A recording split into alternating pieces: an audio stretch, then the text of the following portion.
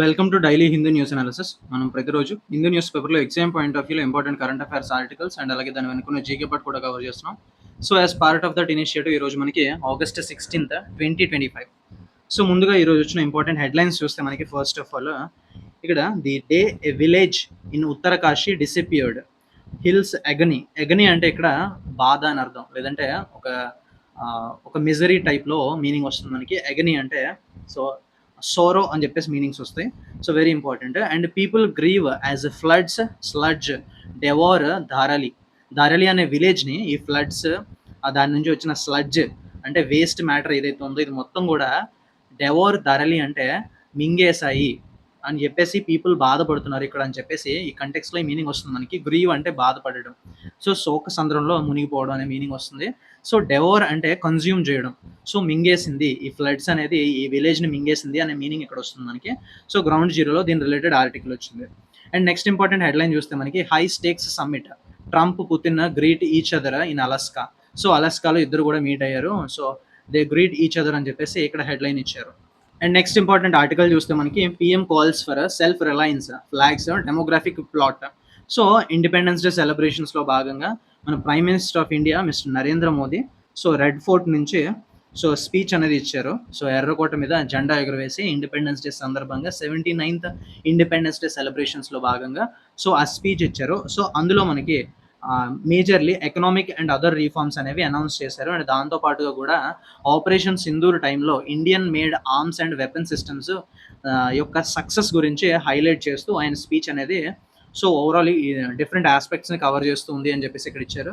So ఆ speech related important points చూస్తే మనకి first of all economic and security related reforms అనేవి announce చేశారు. అండ్ దాంతోపాటుగా సెల్ఫ్ రిలయన్స్ అని అంటే ఆత్మనిర్భరత అని చెప్పేసి మనం ఎప్పటి నుంచో సో దీని మీద కట్టుబడి ఉన్నాం కాబట్టి సో దాన్ని కూడా మళ్ళీ ఒకసారి ఎంఫసైజ్ చేశారు.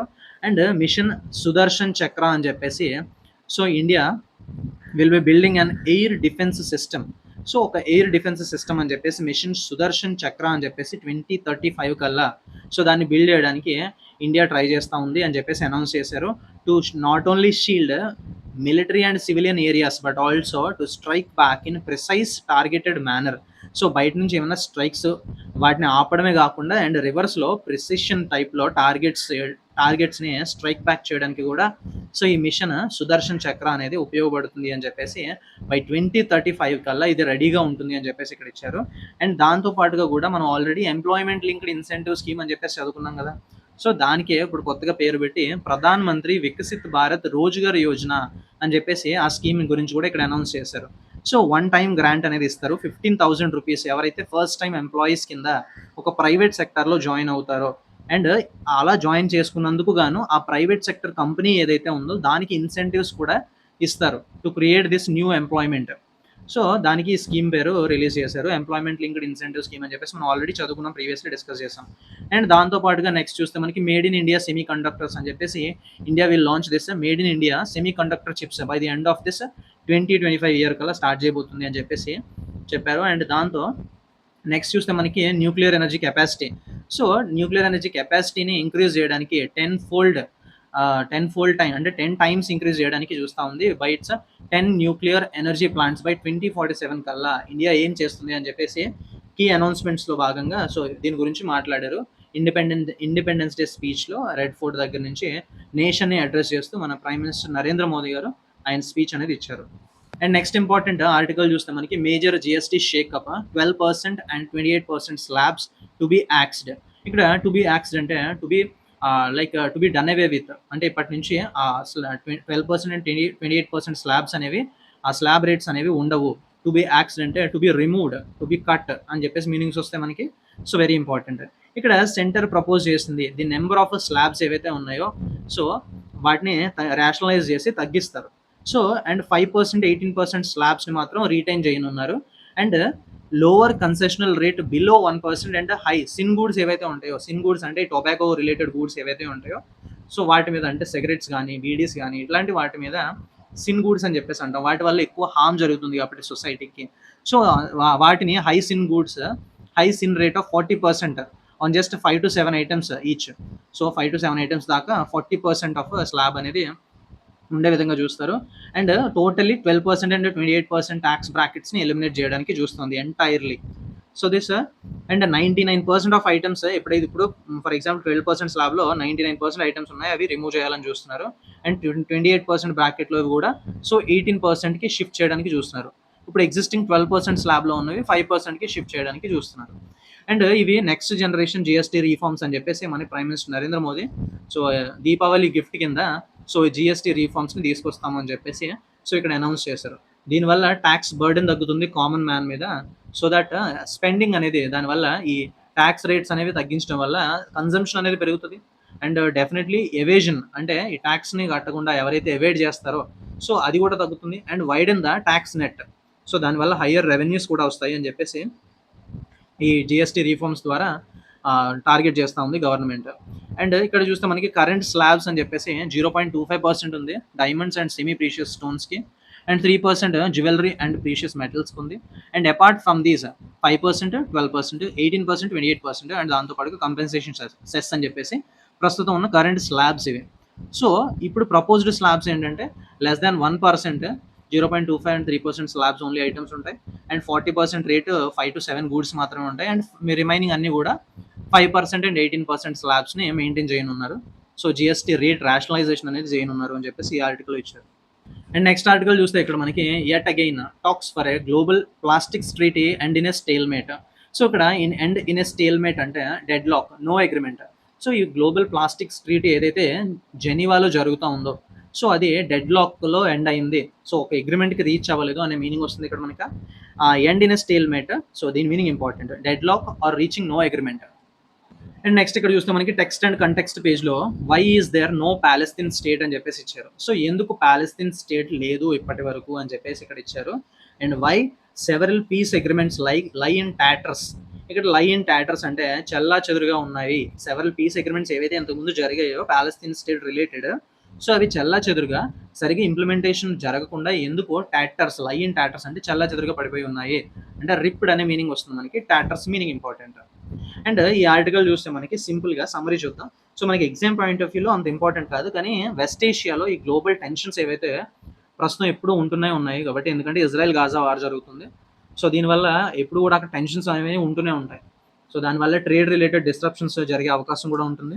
సో అక్కడ ఎప్పుడైతే సో ఈ టెన్షన్స్ అనేవి ఎప్పుడైతే నార్మలైజ్ అవుతుందో అక్కడ పీస్ఫుల్నెస్ అనేది క్రియేట్ అవుతుందో so lot of global trade అనేది నార్మల్ స్పేస్లో మూవ్ అవ్వడానికి అవకాశం ఉంటుంది. సో ఇక్కడ ప్యాలెస్తీన్ స్టేట్ అనేది ఇప్పటివరకు ఎందుకు క్రియేట్ అవ్వలేదు ఏంటి అని చెప్పేసి ఈ ఆర్టికల్ ఇచ్చారు. సమ్వాట్ ఇది totally like west Asia related politics అనేది ఇచ్చారు. సో ఎగ్జామ్ పాయింట్ ఆఫ్ వ్యూలో జస్ట్ వాట్ ఈస్ వాట్ అనేది గుర్తుపెట్టుకుంటే సరిపోతుంది. దీని పాయింట్ ఆఫ్ వ్యూలో యూపీఎస్సీలో కానీ క్వశ్చన్స్ అడగరు, కానీ ఇంటర్వ్యూ స్టేజ్లో మాత్రం ఒక రఫ్ ఐడియా ఉంటే మంచిది.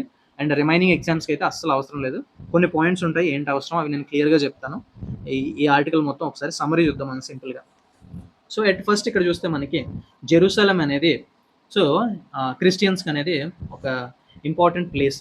సో క్రిస్టియన్ మతానికి ఒక ఇంపార్టెంట్ ప్లేస్ జెరూసలం. అండ్ ఇక్కడ చూస్తే the King David Hotel of Jerusalem is one of the landmarks of this contested city. So build with locally sourced pink lime స్టోన్తో build చేసిన ఈ city so ఇప్పుడు contest అనేది జరుగుతూ ఉంది ఆ సిటీ కోసం అని చెప్పేసి ఇక్కడ ఇచ్చారు. అండ్ దాంతోపాటుగా అప్పుడు బ్రిటిష్ అనేది పరిపాలించేది. సో అక్కడ అడ్మినిస్ట్రేటివ్ అండ్ మిలిటరీ ఆఫీసెస్ ఏవైతే అక్కడ మెయింటైన్ చేసేదో సో వాటిని అప్పుడు అరబ్ వర్కర్స్ కింద జియోనిస్ట్ మతానికి చెందిన రైట్ వింగ్ జియోనిస్ట్ మిలీషియా అంటే ఒక టెర్రరిస్ట్ గ్రూప్ లాంటిది. సో వాళ్ళు అరబ్ వర్కర్స్ కింద వెళ్ళి అక్కడ ఎక్స్ప్లోజివ్స్ అన్ని అక్కడ పెట్టి ఆ మెయిన్ బిల్డింగ్ని ఎక్స్ప్లోడ్ చేశారు. సో ఆ డెడ్లియస్ట్ అటాక్ అని చెప్పొచ్చు అప్పుడు బ్రిటిషర్స్ మీద. సో దాని తర్వాత ఆ మోడర్న్ వెస్టర్న్ ఏషియాలో ఒక ఎర్లియస్ట్ టెర్రరిస్ట్ అటాక్ కింద డిస్క్రైబ్ చేయొచ్చు దీన్ని. దాని తర్వాత బ్రిటిష్ అనేది ఒక డిఫికల్ట్ అయిపోయింది ఆ ప్యాలెస్తీన్ స్టేట్లో రూల్ అనేది కంటిన్యూ చేయడం. After this second world war చాలా కష్టం అయిపోయింది బ్రిటిషర్స్కి. సో అప్పుడు వాళ్ళు ఏం చేస్తారంటే 1947లో యుఎన్ జనరల్ అసెంబ్లీలో క్లియర్లీ చెప్తారు, వీళ్ళు యుఎన్కి చెప్తారు మేము అక్కడి నుంచి మేము వెనక్కి వెళ్ళిపోతాము అని చెప్పేసి చెప్పినప్పుడు ఈ 1947లో యుఎన్ జనరల్ అసెంబ్లీలో ఒక స్పెషల్ కమిటీ ఆన్ ప్యాలెస్తీన్ అని చెప్పేసి సో ప్యాలెస్తీన్ స్టేట్ని ఇండిపెండెంట్ అరబ్ స్టేట్ కింద అండ్ ఇండిపెండెంట్ జూయిష్ స్టేట్ కింద, అంటే ప్రస్తుతం ఎవరైతే జ్యూస్ మతానికి చెందిన వాళ్ళు ఎవరైతే ఉంటారో ఇప్పుడు ఇజ్రాయలీ పీపుల్ ఎవరైతే ఉంటారో వాళ్ళకి ఒక ఇండిపెండెంట్ జూయిష్ స్టేట్ కింద and the city of Jerusalem అని చెప్పేసి డివైడ్ చేయాలని చెప్పేసి ఫిక్స్ చేసింది అప్పుడు. కాకపోతే ఇక్కడ జూయిష్ ఏజెన్సీ అప్పుడు ప్రస్తుతం ఇప్పుడు ఇజ్రాయెల్ ఏదైతే ఉందో అప్పుడు యాక్సెప్ట్ చేసింది. కానీ అరబ్ నేషన్స్ ఏవైతే ఉన్నాయో ఆ చుట్టుపక్కల అరబ్ నేషన్స్ ఈ పార్టీషన్ ఈ డివిజన్ అనేది ఒప్పుకోలేదు అప్పట్లో. దాని తర్వాత జూయిష్ పీపుల్ కౌన్సిల్ అందరూ ఒక దగ్గర గ్యాదర్ అయ్యి ఇప్పుడైతే టెల్ అవీవ్ మ్యూజియం అని చెప్పేసి అంటాం. సో అక్కడ establishment of this state of Israel అని చెప్పేసి డిక్లేర్ చేశారు 1948లో. ఎప్పుడైతే బ్రిటిష్ వెళ్ళిపోయారో సో అప్పుడున్న leaders state of Israel form అవుతుంది అని చెప్పేసి ఎస్టాబ్లిష్ చేశారు అప్పుడు. దాని తర్వాత నెక్స్ట్ డే 4 కంట్రీస్ యొక్క ఆర్మీస్ అంటే ఆ ఏరియాలో ఉన్న 4 కంట్రీస్ మధ్య క్లాషెస్ అనేవి స్టార్ట్ అయ్యాయి. అవి ఏంటంటే ఈజిప్ట్, సిరియా, జార్డన్, ట్రాన్స్ జార్డన్ అని చెప్పేసి అనేవాళ్ళు అప్పుడు. ఇప్పుడు ప్రస్తుతం జార్డన్ అండ్ ఇరాక్. సో ఇవన్నీ కూడా పాలస్తీన్ ఎంటర్ అయ్యి ఈ జూయిష్ ఆర్మీతో అరబ్ ఇజ్రాయలీ వార్ అని చెప్పేసి స్టార్ట్ చేశాయి. సో సీజ్ ఫైర్ ఒక 1 year తర్వాత సీజ్ ఫైర్ అనేది జరిగింది. So Israel was controlling more territories. Israel అండర్లో లాట్ ఆఫ్ టెరిటరీస్ అనేవి హిస్టారిక్ పాలస్తీన్లో లాట్ ఆఫ్ టెరిటరీస్ వచ్చాయి. యాక్చువల్ యుఎన్ ప్లాన్లో జూయిష్ స్టేట్ ఏదైతే ఇస్తామంటామో దానికన్నా ఎక్కువగానే ఇప్పుడు ఇజ్రాయెల్ అనేది కంట్రోల్ చేస్తూ ఉంది అప్పుడు ఈ వార్ జరిగినప్పుడు. వార్ సీజ్ ఫైర్ జరిగిన తర్వాత. సో ఇజ్రాయెల్ ఇది వార్ ఆఫ్ ఇండిపెండెన్స్ అని చెప్పేసి చెప్తా ఉంటుంది. కానీ పాలస్తీన్స్కి మాత్రం ఇది ఒక క్యాటస్ట్రాఫ్, అంటే ఇది ఒక మారణ హోమం లాంటిది. ఒక ఒక అంటే నెగిటివ్ వైబ్స్ వచ్చే ఒక థింగ్ కింద దాన్ని డిస్క్రైబ్ చేస్తారు పాలస్తీనియన్స్. నక్బా అని చెప్పేసి అంటారు, అంటే ఒక క్యాటస్ట్రోఫ్, అంటే ఒక దురదృష్టమైన సంఘటన లాంటిది. అండ్ ఇక్కడ రఫ్లీ ఒక 7,50,000 పాలస్తీనియన్స్ అనేవి అక్కడి నుంచి డిస్ప్లేస్ అయిపోతారు. హోమ్స్ దగ్గర నుంచి డిస్ప్లేస్ అయిపోయి ఆ ల్యాండ్స్ దగ్గర నుంచి వాళ్ళు ఖాళీ చేసి వెళ్ళిపోతారు. And hundreds of Arab villages అన్ని కూడా ఖాళీ అయిపోతాయి, డిస్ట్రాయ్ చేయబడతాయి ఆ వార్లో. అండ్ దాని తర్వాత వెస్ట్ ఏషియా సడన్లీ ఒక డిఫరెంట్ రీజియన్ కింద కనిపిస్తుంది ఆ వార్ తర్వాత. అండ్ 1967లో 6 day వార్ అని చెప్పేసి జరుగుతుంది. వెరీ ఇంపార్టెంట్ వార్ ఇది. Israel captured entire Sinai peninsula. మీరు ఒక్కసారి వరల్డ్ మ్యాప్ ఓపెన్ చేసి ఆ వెస్ట్ ఏషియాలో క్లియర్లీ సినాయ్ పెనిన్సులా ఎక్కడ ఉంది, గాజా స్ట్రిప్ ఎక్కడ ఉంది, ఈ వెస్ట్ బ్యాంక్ సెటిల్మెంట్స్ ఎక్కడ ఉన్నాయి, గోలన్ హైట్స్ ఎటువైపు ఉన్నాయి అని చెప్పేసి చూసుకోవడం చాలా ఇంపార్టెంట్. రిమైనింగ్ ఎగ్జామ్స్కి యూపీఎస్సీ పాయింట్ ఆఫ్ వ్యూలో కానీ రిమైనింగ్ ఎగ్జామ్స్ కానీ ఈ ప్లేసెస్ అనేవి ఇంపార్టెంట్ మనకి. ఇప్పుడు సినాయ్ పెనిన్సులా ఎక్కడ ఉంది అంటే, and Gaza strip from Egypt దగ్గర నుంచి సినాయ్ పెనిన్సులా గాజా స్ట్రిప్ని క్యాప్చర్ చేస్తుంది. And west Bank and eastern Jerusalem from Jordan దగ్గర నుంచి క్యాప్చర్ చేస్తుంది.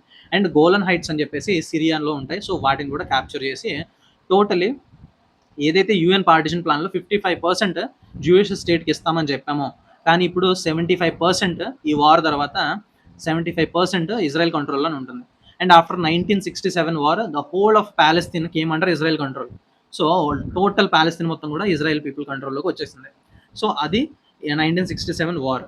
And what is green line అని చెప్పేసి ఇక్కడ ఇచ్చారు. ప్రస్తుతం ఈ గ్రీన్ లైన్ ఏంటంటే ఇప్పుడు ప్యాలెస్తీన్ డిమాండ్ చేస్తున్నారు, ఇండిపెండెంట్ స్టేట్ కావాలి. 1967 బార్డర్ గ్రీన్ లైన్ అని చెప్పేసి అంటారు దాన్ని. 1967 టైంలో బార్డర్ ఏదైతే ఉందో సో దాన్ని బేస్ చేసుకుని ఇవ్వాలి అని చెప్పేసి, ఇండిపెండెంట్ స్టేట్ ఇవ్వాలని చెప్పేసి వాళ్ళు డిమాండ్ చేస్తూ ఉన్నారు. Which means the whole of west Bank and Gaza strip, eastern Jerusalem total మొత్తం కలిపి కూడా సో గ్రీన్ లైన్లోకి వస్తుంది. అండ్ అక్కడ Palestine authority based in west bank ఏదైతే ఉందో సో వాళ్ళు, అండ్ అలాగే హమస్ గాజా స్ట్రిప్లో హమాస్ గ్రూపింగ్ అనేది ఉంటుంది, ఒక టెర్రరిస్ట్ అవుట్ఫిట్ ఈ గాజా స్ట్రిప్లో. సో వీరందరూ కలిసి ఈ ఇండైరెక్ట్లీ 1967 బార్డర్ని డైరెక్ట్లీ కానీ ఇండైరెక్ట్లీ కానీ అప్పుడు యాక్సెప్ట్ చేశారు. కాకపోతే ఇప్పుడు అది కావాలని చెప్పేసి ఇప్పుడు అడుగుతున్నారు ప్రస్తుతం Palestinians. And Israel in the past అప్పట్లో ఇజ్రాయెల్ 2 state సొల్యూషన్ అనేది ఒప్పుకుంది. సో అప్పటికి ఇజ్రాయెల్ ఫేవర్గా ఉండేది. కానీ ఇప్పుడు బెంజమిన్ నెతన్యాహు ఎవరైతే ఉన్నారో ఆయన క్లియర్లీ ఈ 2 state ప్లాన్ అనేది డిస్ఓన్ చేశారు publicly. And after this 1967 war జరిగినప్పుడు ఇజ్రాయెల్ ఫర్ ఇయర్స్ ఈ పాలస్తీనియన్ నేషనలిజంని యాక్సెప్ట్ చేయలేదు. ఫస్ట్ రికగ్నిషన్ అనేది 1978లో క్యాంప్ డేవిడ్ అగ్రిమెంట్ అని చెప్పేసి అప్పుడు ఫస్ట్ టైం ఇజ్రాయెల్ రికగ్నిషన్ చేసింది పాలస్తీనియన్ నేషనలిజంని. అండ్ దాని తర్వాత ఇజ్రాయెల్ కంప్లీట్లీ సినాయ్ పెనిన్సులా నుంచి విత్డ్రా అయిపోతాము అని చెప్పేసి 1973 అప్పుడు యోమ్ కిప్పూర్ వార్ అని చెప్పేసి ఆ వార్ అప్పుడు అగ్రిమెంట్ చేసుకున్నప్పుడు సో అక్కడి నుంచి విత్డ్రా అయిపోయింది ఇజ్రాయెల్ ఈజిప్షియన్ సినాయ్ పెనిన్సులా దగ్గర నుంచి. అండ్ దాని తర్వాత మళ్ళీ వెస్ట్ బ్యాంక్ అండ్ గాజాలో ఇజ్రాయెల్ మిలిటరీ రూల్ అబాలిష్ చేయాలి అని చెప్పేసి, and Palestinian self governing authority with elections create చేయాలి అని చెప్పేసి సో అగ్రీ చేశారు. కానీ రియాలిటీలో దాన్నే మనం ఇజ్రాయెలీ పాలస్తీనియన్ పీస్ ప్రాసెస్ అని చెప్పేసి అంటాం. దాన్ని ఇంప్లిమెంటేషన్లోకి రాలేదు. సో అప్పుడు ఒప్పుకున్నప్పటికీ ఇంప్లిమెంటేషన్ ఫేజ్లోకి రాలేదు. అండ్ దాని తర్వాత state of Palestine in our Palestine territory with its capital Jerusalem అని చెప్పేసి ఒక డిక్లరేషన్ అనౌన్స్ చేశారు 1988లో. పాలస్తీనియన్ టెరిటరీ కావాలి విత్ ఇట్స్ క్యాపిటల్ జెరూసలం అని చెప్పేసి 1988లో డిక్లేర్ చేశారు. Including India and lot of countries కూడా పాలస్తీన్ స్టేట్ని అక్నాలెడ్జ్ చేస్తూ డిక్లేర్ చేశారు. అండ్ ఇజ్రాయిల్ 2 మేజర్ ఛాలెంజెస్ అనేవి ఇక్కడ ఫేస్ చేస్తుంది అప్పట్లో. వన్ వాజ్ గ్రోయింగ్, ఎందుకంటే పాలస్తీన్ టెరిటరీస్కి ఒక మద్దతు అనేది వస్తూ ఉంది. గ్లోబల్ రికగ్నిషన్ ఒక పక్క నుంచి వస్తూ ఉంది. అండ్ పాలస్తీనియన్ టెరిటరీస్లో ఎప్పటికప్పుడు ప్రొటెస్టులు జరుగుతూనే ఉన్నాయి, మాకు సెపరేట్ పాలస్తీన్ స్టేట్ కావాలని చెప్పేసి. సో ఈ రెండు కూడా మేజర్ ఛాలెంజెస్ కింద తయారయ్యాయి ఇజ్రాయెల్కి. అండ్ దాని తర్వాత liberation, if earlier the liberation of the whole of historical Palestine, if it was now sending signals of compromise for a deal with Israel. ఒకప్పుడు టోటల్ లిబరేషన్ కావాలన్న వాళ్ళు ఇప్పుడు ఇజ్రాయెల్తో కాంప్రమైజ్ కోసం వస్తున్నారు అని చెప్పేసి ఇక్కడ ఇచ్చారు. అండ్ అప్పట్లో 1993లో వీళ్ళిద్దరి మధ్య, అంటే పాలస్తీన్ అండ్ అలాగే ఇజ్రాయెల్ మధ్య కూడా బిల్ క్లింటన్ యుఎస్ ప్రెసిడెంట్ వాషింగ్టన్లో సో ఆస్లో అకార్డ్స్ అని చెప్పేసి సైన్ చేశారు. సో అవి కూడా ఇంప్లిమెంటేషన్లోకి రాలేదు. అండ్ నెక్స్ట్ 95లో ఆస్లో 2 అగ్రిమెంట్ అని చెప్పేసి ఈ ఏరియా మొత్తాన్ని కూడా ఏబీసీ అని చెప్పేసి డివైడ్ చేశారు. సో అది మనకి ఇన్డెప్త్ డీటెయిల్స్ అవసరం లేదు, ఆస్లో అకార్డ్స్ అప్పుడు జరిగాయి అని చెప్పేసి సరిపోతుంది. And the permanence of conflict అని చూస్తే ఇక్కడ మనకి తర్వాత లీడర్షిప్స్ మారుతూ ఇప్పుడు ప్రస్తుతం బెంజమిన్ నెతన్యాహు ఎవరైతే ఉన్నారో ఆయన ఫస్ట్ ప్రైమ్ మినిస్టర్ అయిన తర్వాత ఈ రైజ్ ఆఫ్ హమస్ కూడా ఒక పక్క గాజా స్ట్రిప్లో, సో వాళ్ళు ఆస్లో ప్రాసెస్ని యాక్సెప్ట్ చేయలేదు. అండ్ ఒక పక్కన ఈ పాలస్తీనియన్లో ఉన్న మిలిటెంట్స్ ఎవరైతే ఉన్నారో వాళ్ళు సూసైడ్ అటాక్స్ చేసుకోవడం, ఇదంతా ఈ పీస్ ప్రాసెస్ అనేది కాంప్లికేట్ అయిపోయింది. నెక్స్ట్ ఇక్కడ చూస్తే మనకి బిల్ క్లింటన్ అని చెప్పేసి 2000లో క్యాంప్ డేవిడ్ సమ్మిట్ అని చెప్పేసి చాలా వరకు ఈ అగ్రిమెంట్స్, సెవరల్ పీస్ అగ్రిమెంట్స్ అనేవి జరిగాయి, కానీ ఏవి కూడా ఇంప్లిమెంటేషన్లోకి రాలేదు, నెగోషియేషన్ స్టేజ్లోనే ఫెయిల్ అయిపోయాయి. అండ్ దాని తర్వాత October 7, 2023 తర్వాత చూస్తే మనకి ఈ వార్ అనేది స్టార్ట్ అయింది. అండ్ ఇజ్రాయెల్ గాజా వార్ అనేది స్టార్ట్ అయింది. అండ్ పాలస్తీనియన్ అథారిటీలో fully corruption and there was no ఆర్గనైజ్డ్గా రెసిస్టెన్స్ అనేది లేదు వెస్ట్ బ్యాంక్ దగ్గర నుంచి చూస్తే. అండ్ ఇంటర్నేషనల్ ప్రెషర్ కూడా లేదు అప్పుడు పీస్ జరగాలని చెప్పేసి. And later on after this October 7 attack తర్వాత పాలస్తీనియన్స్ ఏదైతే అటాక్ చేశారో ఈ హమస్ అటాక్, అండ్ దాని తర్వాత ఇజ్రాయెల్ ఫస్ట్ హమస్ అనేది అటాక్ చేశారు ఇజ్రాయెల్ మీద, అండ్ దాని తర్వాత Israel subsequent war on Gaza మీద ఈ వార్ ఏదైతే స్టార్ట్ చేసిందో ఇజ్రాయెల్, ఈ 2 స్టేట్ సొల్యూషన్కి మళ్ళీ అది లైమ్ లైట్లోకి వచ్చింది, అంటే న్యూస్లోకి వచ్చింది వెస్ట్ ఏషియన్ జియోపాలిటిక్స్లో. సో ఇజ్రాయెల్ ఈ వార్ ఎందుకు స్టార్ట్ చేసిందంటే హమస్ మేము కంప్లీట్గా డిస్మాంటిల్ చేస్తామని చెప్పేసి ఇజ్రాయెల్ స్టార్ట్ చేసింది. కానీ even after this 22 months of fighting తర్వాత కూడా అది డిస్ట్రాయ్ చేయలేకపోయింది. అండ్ వరల్డ్ ఓవర్ దగ్గర నుంచి, టోటల్ వరల్డ్ దగ్గర నుంచి కూడా ఇజ్రాయెల్ మీద మీరు మాస్ జెనోసైడ్ చేస్తూ ఉన్నారు, మాస్ స్టార్వేషన్స్ అనేవి కనిపిస్తున్నాయి అక్కడ అని చెప్పేసి లాట్ ఆఫ్ ఎలిగేషన్స్ ఇజ్రాయెల్ మీద వచ్చాయి. అండ్ దాంతోపాటు కూడా పాలస్తీనియన్ సావరెంటీ ఉండాలి అని చెప్పేసి lot of people came forward to recognize this Palestinian state, ఒకప్పుడు ఎవరైతే ఇజ్రాయెల్కి సపోర్ట్ చేశారో వాళ్ళు. అండ్ ఫైనల్గా ఇక్కడ సొల్యూషన్ చూస్తాం, మనకి ఒక డ్యూరబుల్ పీస్ అండ్ స్టెబిలిటీ కావాలంటే either the creation of this Palestine state అన్నా జరగాలి, లేదంటే ఒకే స్టేట్గా ఉండి rights of this all the rights of this nation అనేది ప్రతి ఒక్కరికి ఉండే విధంగా పాలస్తీనియన్స్ అండ్ అలాగే ఇజ్రాయలీ పీపుల్ కూడా టోటల్గా కలిసి అండర్ వన్ సింగిల్ స్టేట్ కింద ఉండాలి అని చెప్పేసి ఇక్కడ 2 సొల్యూషన్స్ ఉన్నాయి. కానీ ఆ రెండో సొల్యూషన్ అయితే definitely it is not going to happen అని చెప్పేసి ఈ ఆర్టికల్ ఇచ్చారు. అండ్ ఓవరాల్గా మనకి ఎగ్జామ్ పాయింట్ ఆఫ్ వ్యూ చూస్తే ఇంత ఇన్డెప్త్ అవసరం లేదు, కానీ వాట్ తెలుసుకోవడం అనేది మనకి జియో పొలిటిక్స్లో ఇంపార్టెంట్ కాబట్టి సరిపోతుంది ఇంతవరకు. అండ్ నెక్స్ట్ ఆర్టికల్ చూస్తే మనకి industrial units celebrate independence day with gusto in city. So industrial units అన్ని కూడా ఇండిపెండెన్స్ డేనే ఒక ఎంతూజియాజంతో సెలబ్రేట్ చేసుకున్నాయని చెప్పేసి ఇక్కడ ఇచ్చారు. గస్టో మీనింగ్ ఇంపార్టెంట్, గస్టో అంటే ఎంతూజియాజం. అండ్ నెక్స్ట్ ఆర్టికల్ చూస్తే మనకి judiciary a strong pillar of democracy says CJ. So Andhra Pradesh high court chief justice ఎవరంటే ధీరజ్ సింగ్ ఠాకూర్. ఈయన ఇండిపెండెన్స్ డే సెలబ్రేషన్లో భాగంగా judiciary is a strong pillar of democracy అని చెప్పేసి ఒక స్టేట్మెంట్ ఇచ్చారు. So Andhra Pradesh high court chief justice ఎవరంటే ధీరజ్ సింగ్ ఠాకూర్.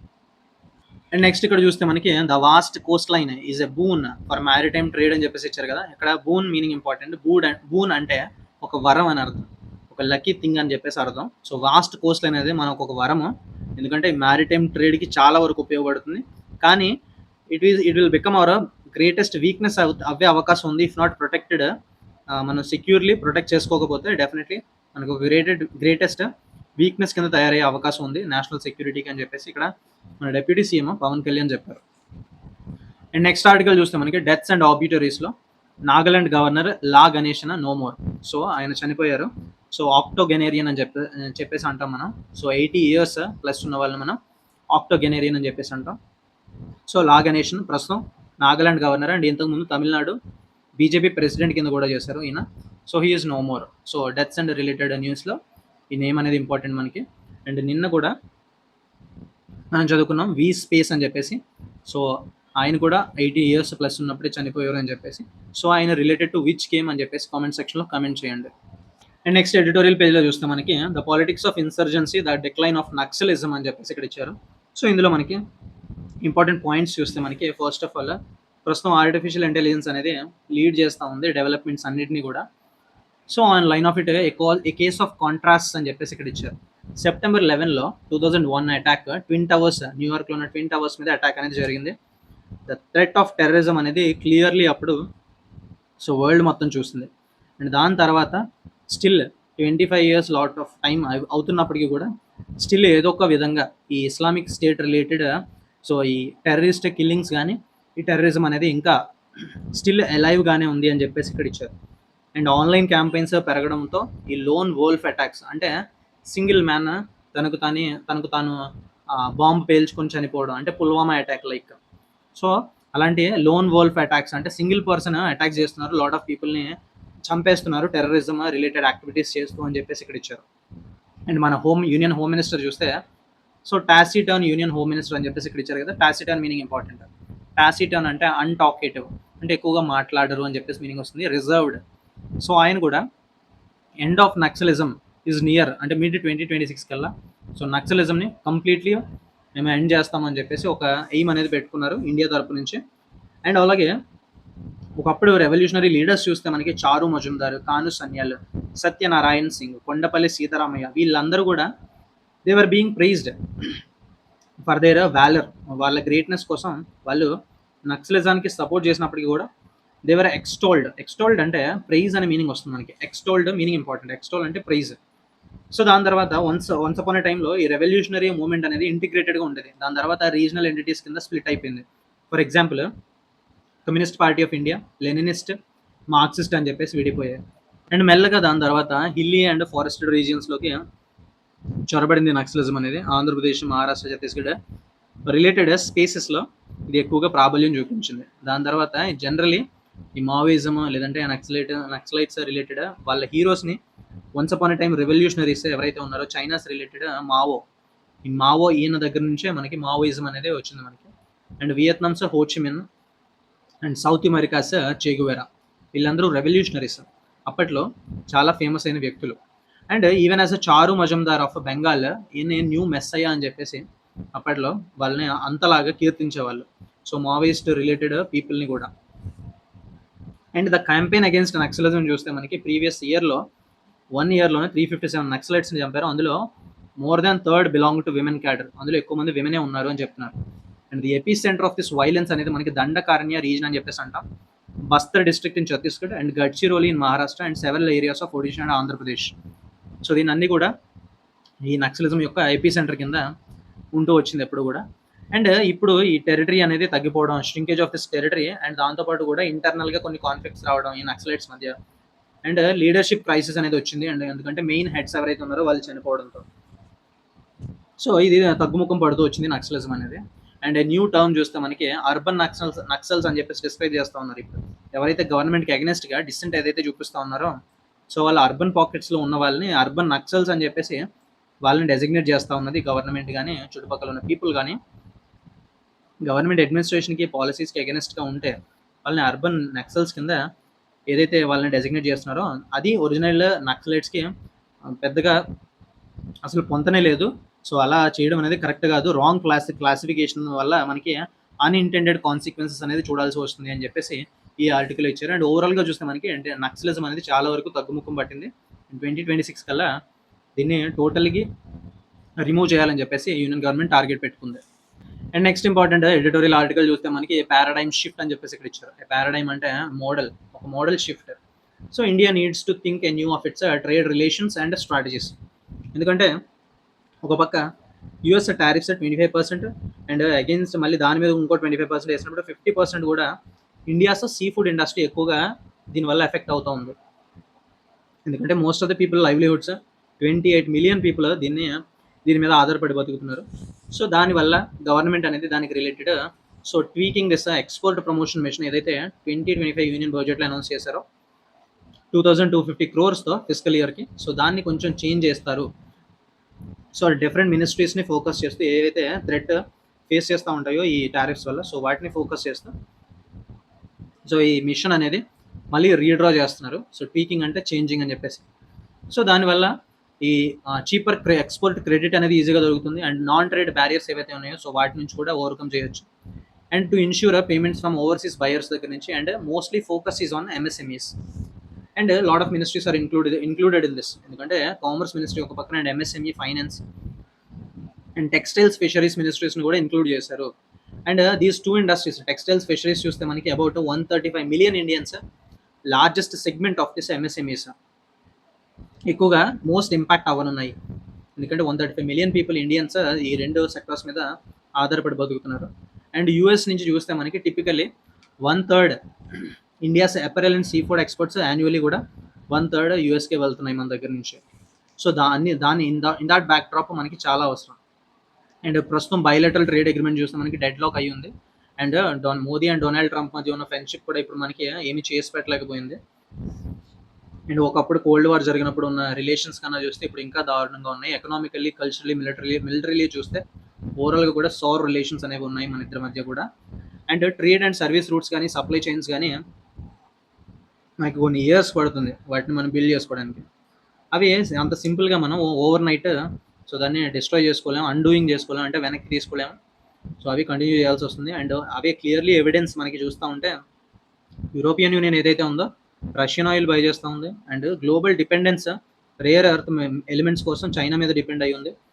అండ్ కన్సల్టేషన్స్ అవుతున్నప్పటికీ government and MSME sectors, stakeholders మధ్య ఈ రెసిప్రోకల్ టారిఫ్స్ ఎప్పుడైతే అనౌన్స్ చేశారో డొనాల్డ్ ట్రంప్, అప్పటి నుంచి కూడా ఈ కన్సల్టేషన్స్ అనేవి జరుగుతూ ఉన్నాయి.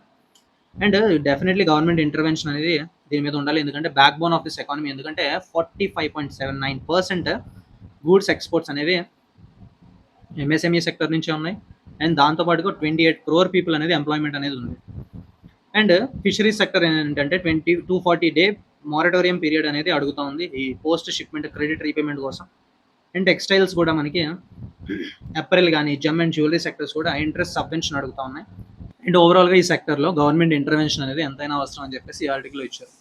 అండ్ నెక్స్ట్ ఆర్టికల్ చూస్తే మనకి figure of speech, the prime minister held out assurances even while feeding apprehension.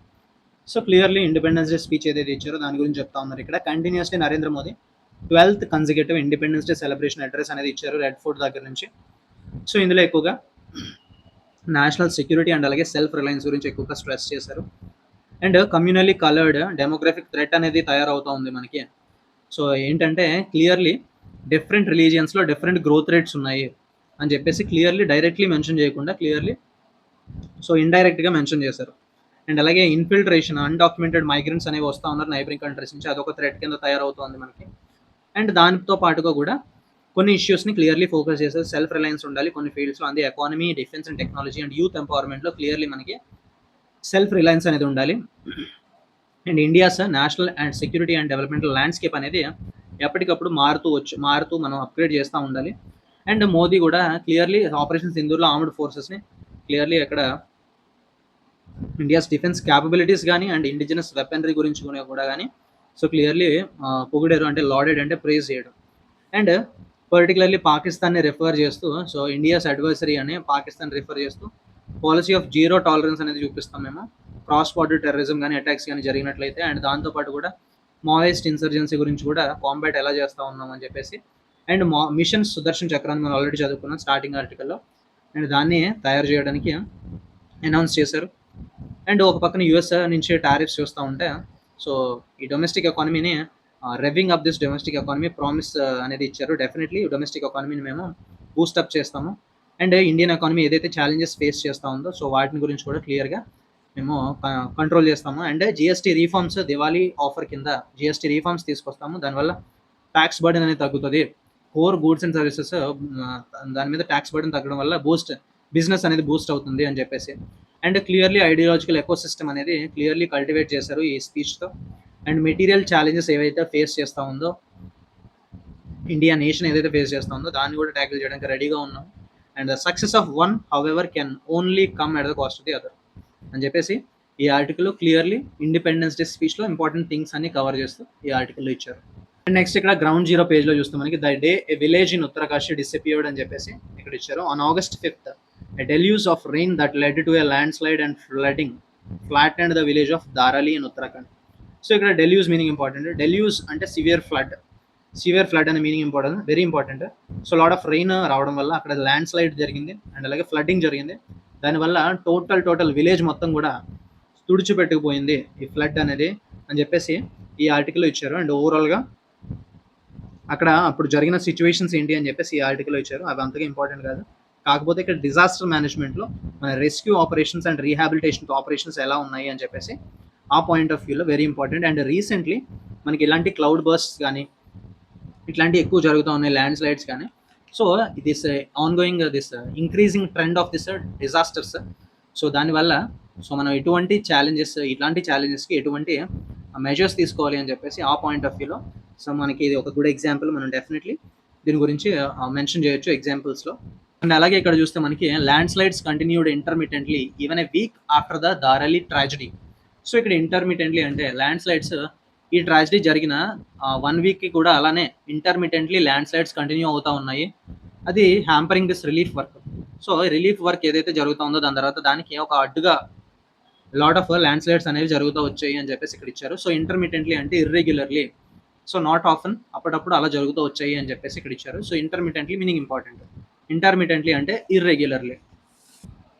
And next article చూస్తే మనకి government proposal in 2024 for a panel on demographic challenges never took off. So ఇక్కడ చూస్తే so government proposal ఏదైతే పెట్టిందో demographic ఛాలెంజెస్ని దాని related ఒక panel. So ఆ proposal clearly ఇంప్లిమెంటేషన్లోకి రాలేదు, ఆ కమిటీ సెటప్ చేయలేదు. 2024 బిఫోర్ ఎలక్షన్స్లో ఏదైతే ప్రామిస్ చేశారో అని చెప్పేసి ఇక్కడ ఇచ్చారు. సో ఈ ఆర్టికల్లో మనకి ఇంపార్టెంట్ థింగ్ ఏంటంటే టోటల్ ఫర్టిలిటీ రేట్ అంటే the average number of children per women. So ఒక విమెన్ యావరేజ్లీ ఎంతమంది చిల్డ్రన్ని కంటుందో దాన్ని మనం టోటల్ ఫర్టిలిటీ రేట్ అని చెప్పేసి అంటాం. సో ఈ ప్రస్తుతం ఇన్ ద కంట్రీ 2.0 అంటే 2 ఉంది ఫర్టిలిటీ రేట్ అనేది. సో 2021, 2020 కూడా సేమ్ ఫిగర్స్ అనేవి ఉన్నాయని చెప్పేసి చెప్పారు. అండ్ బీహార్లో హైయెస్ట్ టోటల్ ఫర్టిలిటీ రేట్ ఉంది, అంటే 3 ఉంది. 3 చిల్డ్రన్ పుడుతున్నారు ఒక విమెన్కి. They are giving birth to 3 children, so at an average. And Delhi west బెంగాల్లో చూస్తే లోయెస్ట్ TFR ఉంది, అంటే 1.4 ఉంది. అండ్ నెక్స్ట్ ఆర్టికల్ చూస్తే మనకి wall of dargah near Humayun's tomb collapses 6 killed. So ఇక్కడ హుమాయూన్స్ టాంబ్ దగ్గర వాల్, దర్గాకు ఉన్న ఒక వాల్ అనేది కూలిపోవడంతో 6 పీపుల్ చనిపోయారు అని చెప్పి ఇక్కడ ఇచ్చారు. సో ఇక్కడ హుమాయూన్స్ టాంబ్ అనేది మనకి 16th century కన్స్ట్రక్షన్. సో ఇక్కడ హుమాయూన్ ఫస్ట్ వైఫ్ అయిన బేగం అని చెప్పేసి సో ఆమె ఈ కన్స్ట్రక్షన్ స్టార్ట్ చేసింది 16th centuryలో హుమాయూన్స్ టాంబ్ అని చెప్పేసి. ఇది యునెస్కో వరల్డ్ హెరిటేజ్ సైట్ కింద 1993లో రికగ్నైజ్ చేయబడింది. అండ్ నెక్స్ట్ ఇక్కడ చూస్తే మనకి why Maharashtra's small marginal farmers are rejoicing over UK FTA. సో ఇక్కడ ఎందుకు మహారాష్ట్రలో ఉన్న స్మాల్ అండ్ మార్జినల్ ఫార్మర్స్ చాలా హ్యాపీగా ఉన్నారు ఓవర్ దిస్ యునైటెడ్ కింగ్డమ్తో మనం చేసుకున్న ఫ్రీ ట్రేడ్ అగ్రిమెంట్ వల్ల అని చెప్పేసి ఇక్కడ మీనింగ్ వస్తుంది. సో రీజాయిస్ అంటే they are being very happy అని చెప్పేసి వస్తుంది అర్థం. So rejoice meaning important. And grape capital of India అని చెప్పేసి మనం నాసిక్ డిస్ట్రిక్ట్ని మనం గ్రేప్ క్యాపిటల్ ఆఫ్ ఇండియా అని చెప్పేసి అంటాం. So totally 30% of this grapes production అనేది మనకి UK అంటే యునైటెడ్ కింగ్డమ్ మార్కెట్కి వెళ్తూ ఉంది, మనం ఎక్స్పోర్ట్ చేస్తూ ఉన్నాం ఇక్కడ నుంచి. అండ్ మోస్ట్లీ మహారాష్ట్ర నుంచి లాట్ ఆఫ్ గ్రేప్స్ అనేవి సో ఓవరాల్ కంట్రీకి అండ్ అలాగే ఇంటర్నేషనల్ మార్కెట్స్కి కూడా సో ఎక్స్పోర్ట్ అనేది చేస్తూ ఉన్నారు. So Nashik district is called as grape capital of India. And next ఇక్కడ చూస్తే మనకి స్పోర్ట్స్ రిలేటెడ్ న్యూస్లో Keymer remains undefeated, Pranesh wins challengers crown. So ఇక్కడ ఛాలెంజర్స్ కేటగిరీలో so Indian grand master Pranesh emerged as champion. So sports and related పర్సనాలిటీస్లో Pranesh related to chess, very important. And next important article చూస్తే మనకి IOC అంటే international Olympic committee appoints Bindra as mental health ambassador for athletes. So mental health ambassador కింద అథ్లీట్స్కి appoint చేయబడ్డారు Abhinav Bindra. So ఈయన మనకి Olympic medal గెలుచుకున్నారు. So ఏ గేమ్లో అని చెప్పేసి కామెంట్ సెక్షన్లో కమెంట్ చేయండి. So Abhinav Bindra so named as one of 9 IOC mental health ambassadors. So ఈయన టాస్క్ ఏంటంటే to break this stigma and encourage this open conversation and promote well being with in sport. So very important, banking related ఎగ్జామ్స్కి ఎక్కువగా important ఇది. And next article చూస్తే మనకి Los Angeles ఒలింపిక్స్లో మనకి T20 అంటే క్రికెట్ ఇంక్లూడ్ చేయబోతున్నారు. లాస్ ఏంజల్స్ ఒలింపిక్స్లో 2028 ఒలింపిక్స్లో క్రికెట్ కూడా one of the game. So ఓవరాల్గా ఈరోజు ఎగ్జామ్ పాయింట్ ఆఫ్ వ్యూలో ఇంపార్టెంట్ ఆర్టికల్స్ అన్ని కవర్ చేస్తాం. అండ్ డెఫినెట్లీ ఇక్కడ దాకా వచ్చినట్టయితే do comment and do like. And that's it. Thank you for watching.